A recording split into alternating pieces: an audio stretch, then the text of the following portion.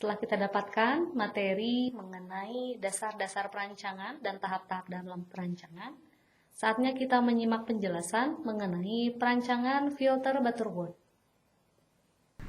Mari kita bahas lebih jauh mengenai filter Butterworth.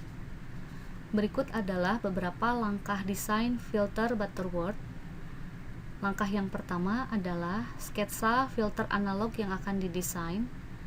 Apakah filter yang kita miliki LPF, BPF, HPF, atau BSF.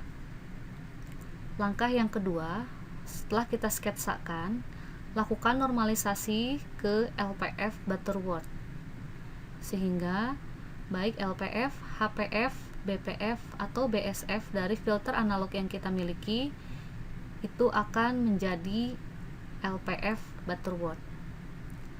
Yang ketiga, hitung atau tentukan order filter N serta fungsi transfer filter Butterworth atau HBS yang sesuai dengan order filter N tersebut. Langkah terakhir, denormalisasi HBS ke spesifikasi semula sehingga diperoleh HS. Normalisasi yang pertama adalah LPF ke LPF Butterworth. LPF dari filter analog yang kita memiliki bentuk seperti ini, ya, gambar seperti ini dengan frekuensi cutoff tertentu yang memiliki nilai gain penguatan K1 dan nilai frekuensi stop band memiliki penguatan atau gain K2. Kemudian kita lakukan normalisasi dari LPF analog yang kita punya ke LPF Butterworth. Nah, yang pertama, nilai frekuensi cutoff yang kita miliki kita ubah menjadi 1, sedangkan nilai frekuensi stop band yang kita miliki kita normalisasi menjadi frekuensi stop band per frekuensi cutoff-nya.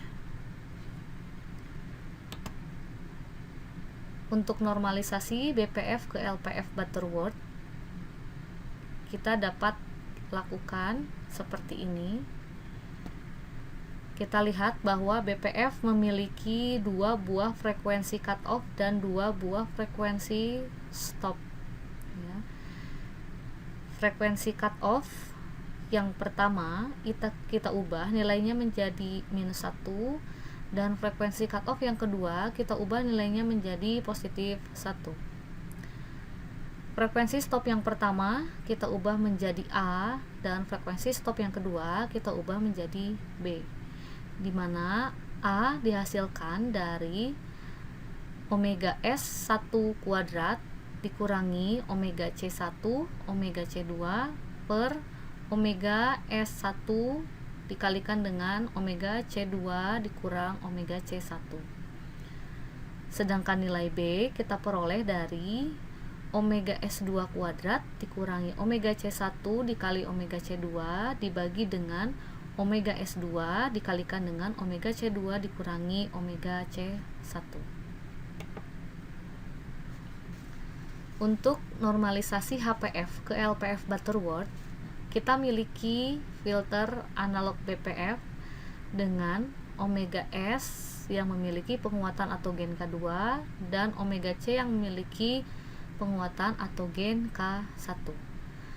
Kemudian HPF ini kita normalisasikan ke dalam bentuk LPF Butterworth, yaitu dengan cara menjadikan nilai omega S sebagai nilai 1 dan omega C kita normalisasi menjadi omega C per omega S. Untuk filter yang terakhir yaitu BSF, kita lakukan normalisasi juga ke dalam LPF Butterworth. Nah, mari kita lihat bahwa BSF ini memiliki karakteristik yang hampir sama dengan BPF, yaitu memiliki 2 omega C dan 2 omega S. Kemudian kita normalisasikan BSF analog tadi ke LPF Butterworth.